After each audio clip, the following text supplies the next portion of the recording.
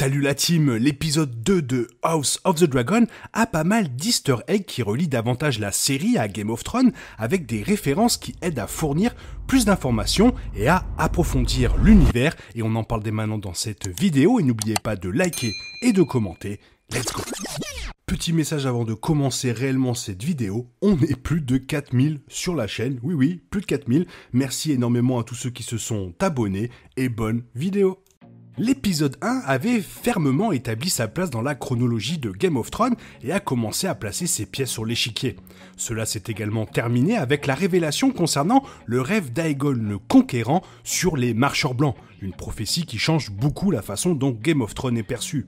Les easter eggs de l'épisode 2, les références et les petits détails de Game of Thrones sont dans un monde si dense qu'il est facile de les intégrer et de développer les éléments mentionnés précédemment, qu'il s'agisse de dragons, de l'histoire de Westeros ou de certains parallèles entre les personnages, il y a quand même pas mal de choses. L'épisode 2 s'ouvre sur la mort du Lord Commander de la Garde, Sir Riam Redwyn. Riam est mentionné à plusieurs reprises dans les livres A Song of Ice and Fire. Jon Snow joue son personnage dans les combats à l'épée avec Robb Stark lorsqu'il était enfant. Bran rêvait d'être un chevalier comme lui.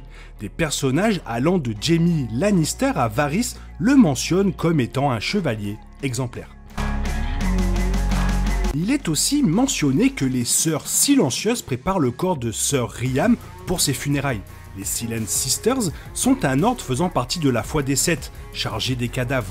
On les voit plusieurs fois dans Game of Thrones, notamment en préparant le corps de Jon Arryn et en surveillant Joffrey Baratheon après sa mort. La fin de l'épisode 2 met en place une guerre aux Stepstones, avec Daemon Targaryen et Corlys Velaryon faisant équipe contre le Crab Feeder. Les Stepstones sont importants pour Corlys, mais aussi pour l'histoire de Westeros. Le mythe veut que Westeros et Essos étaient autrefois reliés par un pont terrestre, connu sous le nom de Bras de Dorne, qui a été utilisé par les premiers hommes pour leur invasion. On dit que les enfants de la forêt ont utilisé la magie pour briser le Bras de Dorne, laissant derrière eux les petites îles qui deviendraient les Stepstones. Le pouvoir et la richesse des cités libres pèsent sur le roi Viserys, qui veut à tout prix éviter un conflit potentiel.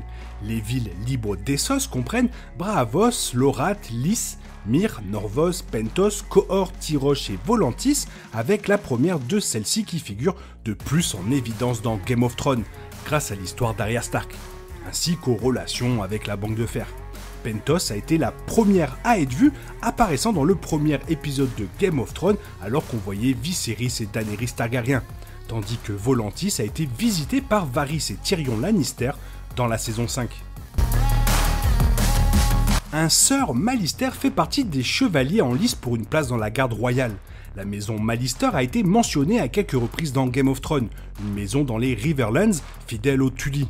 Et le cadavre de Sir Jeremy Mallister a été vu à Harrenhal, après que la montagne, Sir Gregor Clegane, y ait tué les prisonniers avant d'abandonner le château. Sigard, le siège de la maison Mallister, est également évoqué. Il y a aussi une mention de la maison Dondarrion, qui a bien sûr été vue dans Game of Thrones avec Beric Dondarrion, dont la première mort est survenue des mains de la montagne. Parmi les autres maisons vues dans la scène de sélection de Kingsguard, citons la maison Tarly, la maison Corbray et ce qui pourrait être le sceau de l'arbre de la maison Marbrand ou de Rohan, qui jouent tous deux un rôle dans la danse des dragons. En essayant d'empêcher Rhaenyra de choisir Sir Criston Cole, Otto Hightower mentionne que des maisons telles que Mallister et Craighall sont des alliés clés de la couronne. Bien que ce ne soit pas sûr ou exact, cela peut être le sceau de House Crackle à l'extrême droite de l'image alors que Rhaenyra les regarde de haut. La maison Craighall n'est vue que brièvement dans Game of Thrones, mais c'est une blague de Tyrion Lannister sur le chef de la maison à l'époque, Lord Desmond Craighall, disant « Quiconque s'appelle Desmond Craighall doit être un pervers ».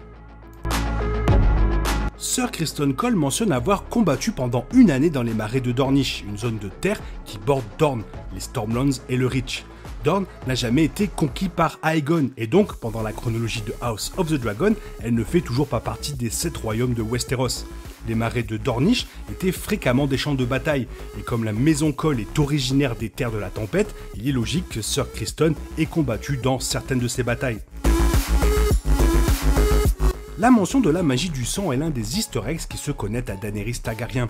Les utilisateurs de cette magie de Valyria étaient incroyablement puissants, pratiquant les formes de sorcellerie les plus sombres. Bien qu'ils se soient en grande partie tous éteints avec l'extinction de Valyria, la magie du sang est pratiquée et Mirri Maz Duur, responsable de la mort de l'enfant de Daenerys et de l'état végétatif de Khal Drogo, l'a non seulement utilisée, mais l'a également appris d'un mage de sang. En examinant sa maquette de Valyria, le roi Viserys mentionne que la cité abritait 1000 dragons à l'apogée de sa puissance. C'est une information surprenante, il y aura 17 dragons dans House of the Dragon. Aegon, le conquérant, a conquis Westeros avec seulement 3 dragons. Et pourtant, c'est un peu plausible, il y avait 40 maisons nobles, la plupart étant considérées comme des seigneurs dragons. Si chacun avait quelques dragons chacun, alors ce serait au moins des centaines. Et c'est avant de prendre en compte les dragons sauvages. Pendant les guerres de Rhoynish, les Valériens auraient envoyé 300 dragons. Il est raisonnable de supposer que tous les dragons n'étaient pas à leur disposition. Donc, 1000 dragons, c'est pas exagéré.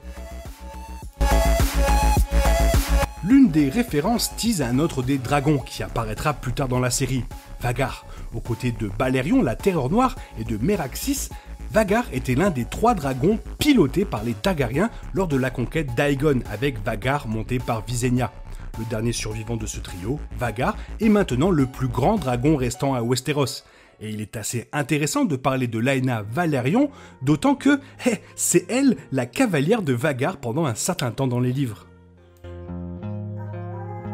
Les actes de Daemon Targaryen ont atteint un point d'ébullition, mais le roi Viserys ne sait pas quelle action prendre pour lui.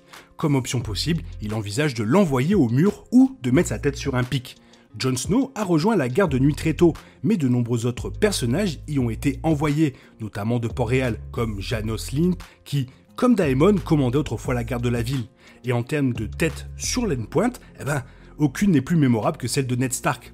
Pour l'instant, Daemon est épargné par un tel destin. L'œuf de dragon qui provoque de nombreux conflits entre Daemon et Rhaenyra dans l'épisode 2 appartient à Dreamfire, qui est important dans les événements passés et à venir. Dreamfire appartenait auparavant à Rhaenyra Targaryen, petite fille d'Aegon le Conquérant. Son amant, Elissa Farman, a volé 3 des œufs de dragon de Dreamfire et il est théorisé qu'ils étaient les mêmes que ceux donnés à Daenerys au début de Game of Thrones. Que cela soit vrai ou non, Dreamfire joua un rôle dans l'histoire de House of the Dragon en se liant à Elaena Targaryen. Cet épisode amène les téléspectateurs à Père Dragon, qui a été vu pour la dernière fois dans Game of Thrones saison 8, Daenerys décidant de lancer son attaque sur Port-Réal. Le cadre sur la longue passerelle menant au château rappelle la saison 7 de Game of Thrones, où Jon Snow a rencontré Tyrion Lannister avant de rencontrer Daenerys pour la toute première fois. Il y a aussi quelques notes de musique familières du thème généralement utilisé pour les dragons dans Game of Thrones. C'est aussi une chance de voir Dragonstone dans toute sa gloire, remplissant son objectif de Maison des Dragons à beaucoup plus d'un titre. Un autre easter egg de l'épisode 2 est un rappel d'une phrase emblématique de Cersei Lannister dans Game of Thrones saison 6 où elle dit qu'elle choisira la violence. Une telle idée est également mentionnée par Otto Hightower, bien qu'avec une intonation différente, car il est choqué que Daemon choisisse lui-même la violence. C'est un clin d'œil intéressant qui correspond au positionnement de Daemon comme l'un des personnages les plus compliqués et les plus puissants de House of the Dragon. Corlys dit à Daemon qu'il est le 2e fils du royaume, une phrase qui a beaucoup de liens avec Game of Thrones. Elle a d'abord un lien avec Daario Naharis. Second Son était le titre de Game of Thrones saison 3 épisode 8 qui a vu Tyrion Lannister, un second fils, épouser Sansa Stark. Mais cela rappelle aussi le lien entre un autre 2e fils, Stannis Baratheon. Comme Daemon, il était frère d'un roi, n'a jamais été fait main, même s'il croyait que c'était sa position, se croyait l'héritier légitime du trône de fer et était basé, pendant un petit moment, sur Père Dragon. Si c'est pour nous mettre sur quelques chemins, alors l'histoire de Daemon dans House of the Dragon ne va pas bien se terminer. Voilà, n'hésite pas à me faire savoir si toi aussi tu as remarqué un easter egg que j'aurais zappé, fais-le moi savoir dans la zone commentaire, ça me fera hyper plaisir de te lire. J'espère que la vidéo t'a plu et si la vidéo t'a plu, n'hésite pas à la liker, t'abonner, la partager, la commenter. Merci, je te souhaite une bonne matinée, après-midi, peut-être une bonne soirée ou un bon week-end. Bisous bisous, hasta la vista.